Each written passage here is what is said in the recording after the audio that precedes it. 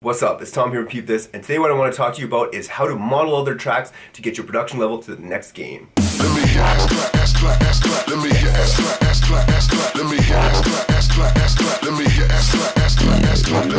Alright, let's dive right in. This is my part one video of tips to success and how I grew as an artist, and it's something that has to do with deliberate practice and modeling and another term called scaffolding. I've talked about scaffolding in another video, and I really want to dive right into it with the thought of modeling other people's work.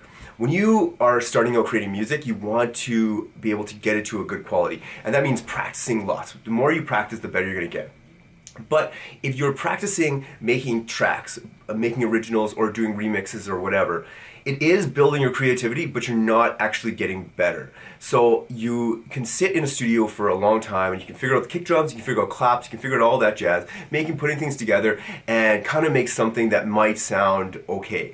But the thing you're not doing is comparing it to like professional level tracks. And by listening to the studio, in your brain you're going to think this is amazing, but in reality it's not that great. Now the best way to do this is to model tracks or scaffolding, and this is when you take a track, put it in your timeline, and you try to recreate it. Try to mimic the whole track, the sound design, drum patterns, the synths, the chord progressions, everything you can in order to build your skills. Now this isn't like taking someone else's track and copying it, because that would be bad. This is more used in educational purposes. So you're going to want to try to recreate everything in the track and then try to recreate the size and sound of things. So like how well it sounds and how it's mixed together, and then you can mimic that. Because if you're just doing this by yourself without reference, you're not going to hear and learn the little frequencies that you're going to have to omit and cut out and all that kind of stuff without modeling another track. So this will really push you to the next level, because if you're just doing this by yourself, you're not really growing. Whereas if you're trying out how to mimic other tracks, you're learning the different techniques along the way. Now what I did was try to do that in every genre so that I could get the skills to do that.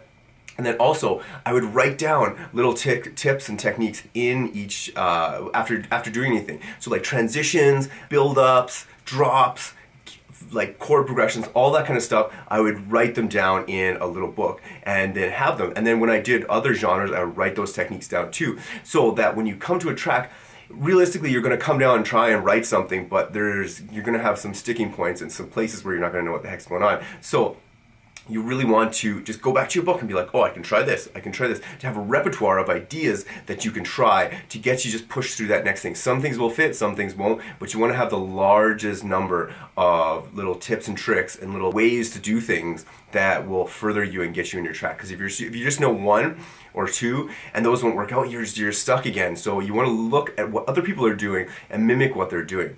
Now, even when you do that, even when you do that, it's not going to turn out the way that it sounded like the original track. So you can use parts of those on another project, and it's not like you're throwing your time away. You're definitely going to use those parts in another song. So I would definitely advise you to try this out and just get a track, try to replicate it, and put in the time and the hours to do that. Because if you do that 2 or 3 days a week and just keep doing that and replicating, your skills will drastically increase.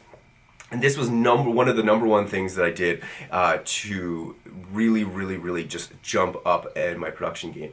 So I hope you got something from this. I really love this technique, and I teach it in the mentoring program that I'm currently running. And I make the students do this 1 or 2 or 3 days a week. That's their practice. And it's really useful. Next week we'll talk about the number 2 thing that got me to where I am, and number 2 tip for success, and that's going to be mentoring.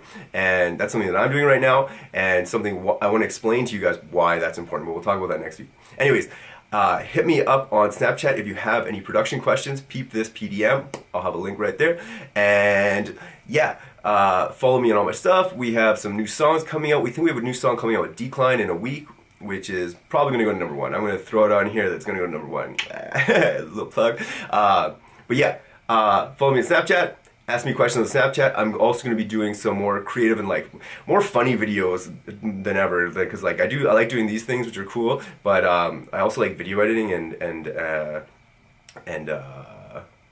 like making weird videos and that are hilarious because they're just like busting balls and joking around all the time. So go over to our Peep This official page and subscribe to that. There'll be new videos coming out one every Sunday, I think starting next week. So yeah, until next time, peace.